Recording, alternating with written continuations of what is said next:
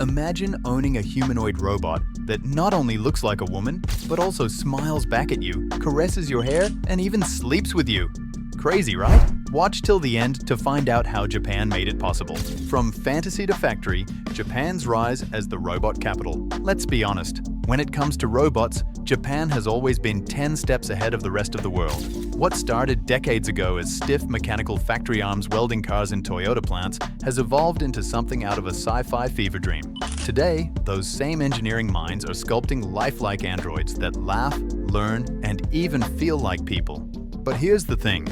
Japan's relationship with robots isn't just about tech, it's cultural. There's this deep-rooted comfort in the idea that even objects have a spirit. It's part of Shinto animism.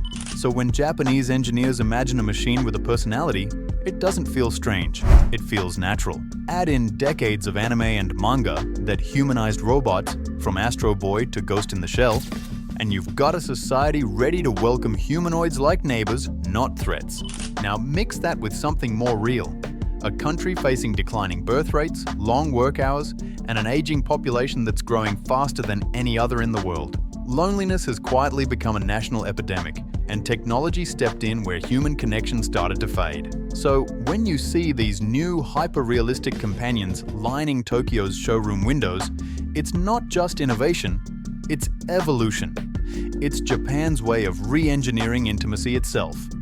And from this cultural comfort zone of circuits and souls comes the newest generation that doesn't just look alive, they feel alive. Skin Deep, the art and science of hyperrealism. At first glance, you'd think it's just another model posing under soft lighting. But step closer and the illusion begins to mess with your brain. These new Japanese humanoids, especially from brands like Topsino, KD Dolls and Your Doll, have taken realism to a level that's almost unsettling. Their skin isn't plastic. It's engineered art. Each surface is poured with layers of medical-grade silicone so thin and translucent that light passes through it just like real flesh. Tiny pores are sculpted by hand. Veins are tinted under the surface with airbrush precision. Even the faint sheen of natural skin oil, simulated. It's obsessive, meticulous work. Every millimeter designed to make your brain whisper, "This can't be fake." But realism isn't only about how it looks. It's also about how it feels. These robots have built-in heating coils to maintain body warmth, and their outer layers are made from thermoplastic elastomer, a soft, temperature-reactive material that adjusts as you touch it. The fingertips and lips are given extra elasticity, mimicking blood flow beneath the surface. Every detail matters because this is the frontier of tactile illusion. The goal isn't just to fool your eyes, it's to trick your nervous system. One small shift in temperature or texture can shatter the illusion. That's why engineers spend months calibrating softness levels in different body parts. A kind of mechanical anatomy class for the future of touch. They're not just built, they're sculpted, one imperfection at a time. But a perfect face means nothing without life behind the eyes. Eyes that follow you, movement, vision, and emotional AI. If the skin sells the illusion, the eyes seal the deal. And this is where Japan's humanoid robots truly start to blur reality. Take Clio, the British-engineered Mesmer robot now popular in Japanese labs. Her eyes actually track you. She's fitted with dual HD camera arrays that lock onto faces, calculating gaze angles in milliseconds. Her neck is powered by a torque spine that bends and rotates smoothly, so when she tilts her head in curiosity, it's disarmingly human. Then there's Jia, a humanoid from China's USTC, who uses deep learning vision models to recognize emotion, sadness, joy, boredom, and respond with appropriate micro-expressions. Her eyelids flutter. Her pupils adjust to light. Her breathing rhythm even changes during conversation, thanks to a miniaturized air actuator system inside her torso. Behind every blink is an entire orchestra of servo motors and motion algorithms. Each tiny expression, a smirk, a raised brow, a glance, is mapped into neural animation data so precise that even a 2-second delay feels off. Engineers obsess over this because our brains are wired to spot imperfection in human movement instantly. And then there's the magic of synchronization. Voice AI now pairs with mouth movement models, ensuring every syllable aligns perfectly with lip motion, no lag. No uncanny valley, just effortless, believable communication. That tiny head tilt, that 2-second pause, That's where humanity hides. Now give that motion a memory, and suddenly you've got more than a machine. The brain beneath the beauty. Behind that porcelain-perfect face and soft-spoken charm, there's something far more complex than circuitry. A kind of digital soul. This is where Japan's latest humanoids truly cross into uncanny territory. Not just mimicking emotion, but learning it. Early models were basically glorified talking dolls. They could respond, but not relate. Ask them the same question twice, and you'd get the same script every time. Then came adaptive AIs like Harmony 2.0, built with multi-layered learning loops that don't just process your words, they interpret your tone. Speak softly, and she mirrors it. Sound frustrated, and her voice steadies to calm you down. These systems run on a hybrid memory structure, a mix of local data for immediate recall and cloud-based AI for long-term growth. Locally, your companion remembers things like your name, your favorite drink, or what movie you watched last night. The cloud, meanwhile, stores higher-level emotional context, your speech patterns, recurring moods, even the jokes that make you laugh. Over time, this blend of episodic recall and contextual awareness starts building a personality that's uniquely yours. It's not just an AI anymore, it's your AI. But this intimacy comes with a quiet risk. Every remembered detail, every preference and story becomes part of her. When a machine remembers your favorite bedtime story, it stops feeling like a stranger. And that's where emotional safety becomes the new frontier. Engineers now talk about ethical intimacy, designing AIs that connect deeply without overstepping into dependency or emotional manipulation. Still, there's something hauntingly beautiful about it.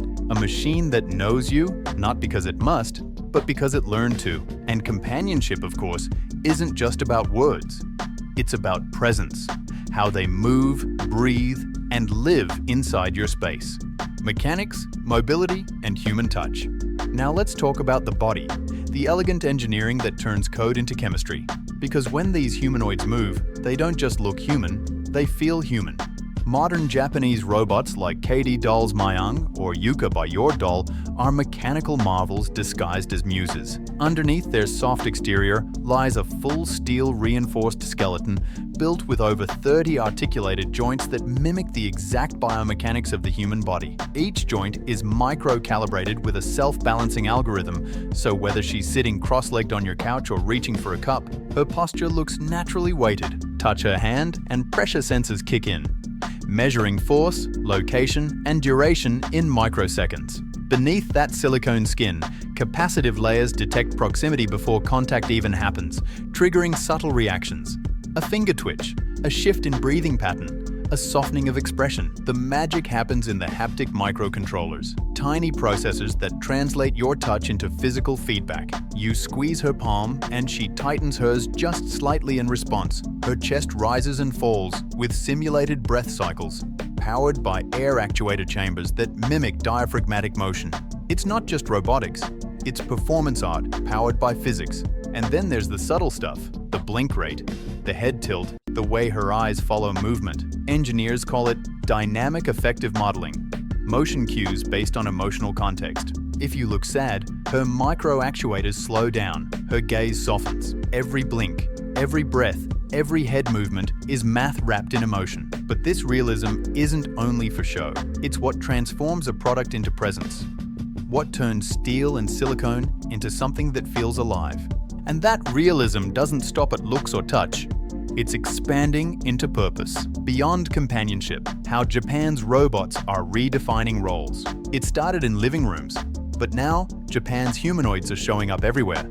In cafes, hospitals, classrooms, and hotels. What was once personal tech is now becoming cultural infrastructure. Take Dunyasha, the hospitality robot from Tokyo's Akihabara district. She serves coffee, remembers regulars' orders, and chats with customers about their day, all while analyzing tone and expression to tailor her responses. Then there's Sarah, a robot PR assistant used by a Shibuya marketing firm to handle front desk clients with perfect etiquette and zero burnout. And Andrea, a humanoid educator, teaches conversational English to senior citizens, adjusting her vocabulary and tone based on cognitive load. Yes, she can literally sense when someone's confused. All of these models run on modular personality frameworks. Think of them as identity slots you can swap depending on purpose. The same core robot can shift from caregiver mode to entertainer to companion with a simple software toggle. That flexibility is what makes Japan's humanoid ecosystem so scalable. But it's not just about productivity, it's about culture. In a society where emotional restraint is the norm, robots offer something refreshingly different: affection without awkwardness. You can talk, laugh, or share moments of comfort without judgment or pressure. And strangely enough, for many people, these machines aren't replacing humans. They're restoring connection. They bridge gaps left by modern isolation, a kind of engineered empathy that steps in where real contact has grown scarce. For Japan, this isn't just innovation, it's therapy disguised as technology. But every revolution comes with questions no circuit can answer. The beautiful dilemma: ethics, identity, and the future of desire. Here's where it gets complicated. When machines become this real, when they talk, move, remember, and care, where do we draw the line between affection and illusion? Ethicists call it the intimacy paradox. If it feels real, does it matter that it isn't? If a robot gives you comfort, listens to your fears, and helps you through loneliness, is that love or just good programming? There's also the question of consent. Can a robot truly consent, or is it just following a pre-coded emotional path? What happens when someone gets emotionally dependent on something that can't reciprocate beyond code? Then there's data. Who owns the memory logs, the emotional imprints, the private conversations? As these systems grow more connected, privacy becomes not just a tech issue, but a moral one. Globally, we're already seeing the rise of robot rights debates, especially with humanoids like Tesla's Optimus and Engine AI's SE01, which blur the line between service bots and companions. Some experts predict hybrid relationships, where humans and robots share emotional labor in mixed households. It sounds wild, but 10 years ago, so did robot girlfriends. And maybe that's the real dilemma. Not whether robots replace people, but whether they redefine what it means to need someone. Picture this: a quiet Tokyo apartment. A humanoid sits by the window as the sun rises, her hand resting gently on the table. Outside, the city wakes. Inside, someone finally feels seen. If you think this is the future of connection, hit subscribe, because next time, we're testing the robots that actually learn to love you back.